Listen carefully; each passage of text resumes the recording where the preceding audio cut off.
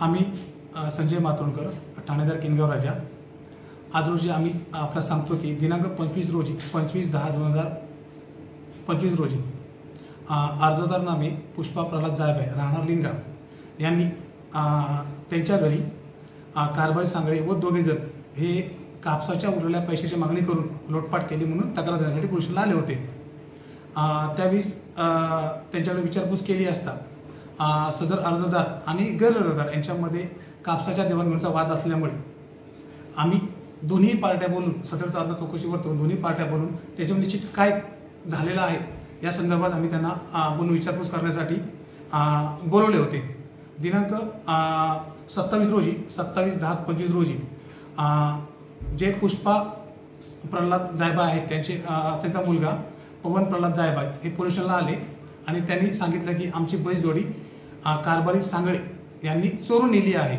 त्याबाबत कारभारी सांगळ्यांच्याकडे विचारपूस केली असता त्यांनी सांगितलं की आम्ही पवन प्रल्हाद जायभाय व त्याचे वडील प्रल्हाद जायभाय यांना 1,14,000चा कापूस दिलेला होता। त्या कापसाचे पैसे त्यांनी अद्यापर्यंत आम्हाला दिलेले नाहीत।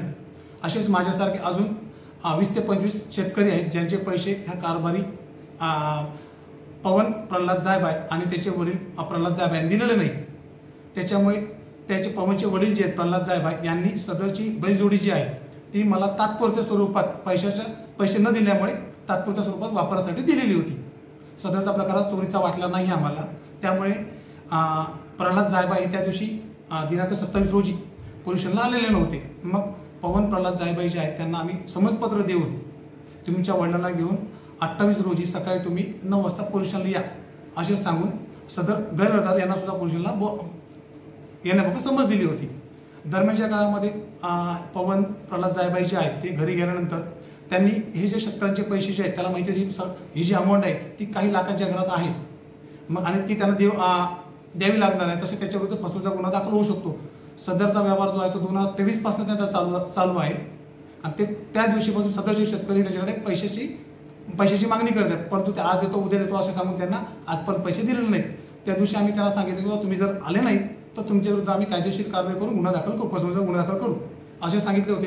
हे सांगितल्यानंतर सदर जो पवन प्रल्हाद जायभाय जो आहे आपल्या घरी गेला, त्याने एक छोटीशी व्हिडिओ बनवला। त्या व्हिडिओमध्ये त्यांनी सांगितलं की बाबा ठाणेदार यांनी मला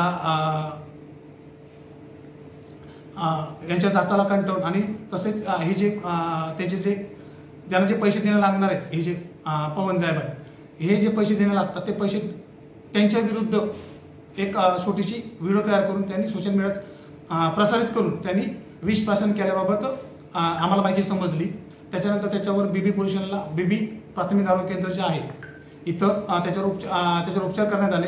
बीबी पोलीस स्टेशनकडून आम्हाला त्याचा मेडिकल मेमो प्राप्त झाला। त्याला त्याची तब्येत ठीक असल्याने त्याच्या पुढील उपचारासाठी त्याला जालना येथे रेफर करण्यात आले होते। त्याची स्थिती जी परिस्थिती सध्याची आहे ती व्यवस्थित आहे आणि तो सध्या आज रोजी त्याला पोलिसांनी आपल्या वैद्यकीय अधिकारी यांनी त्याला तो ठीक असल्यामुळे त्याला हॉस्पिटलमधून डिस्चार्ज दिलेला आहे। परंतु सदरचा प्रकार त्यांनी आत्महत्या करण्याचा प्रयत्न केला। या संदर्भाने त्यांनी पोलिसांनी त्याच्या विरुद्ध त्यांनी घेतलेल्या शेतकऱ्यांच्या शेताच्या मालाच्या फसवणुकीचा गुन्हा दाखल करू नये म्हणून भाग पाडण्यासाठी आत्महत्येचा प्रयत्न केलेला आहे। म्हणून BNS कलम 226 नुसार दिनांक 27/10/2025 रोजी त्याच्या विरुद्ध किनगाव राजा पोलिसांना गुन्हा दाखल करण्यात आलेला आहे। सदरचा त्यांनी त्याच्याविरुद्ध गुन्हा दाखल करू नये याच्यासाठी आत्महत्या करण्याचा प्रयत्न करून आमच्यावर दबाव टाकण्याचा प्रयत्न केलेला आहे।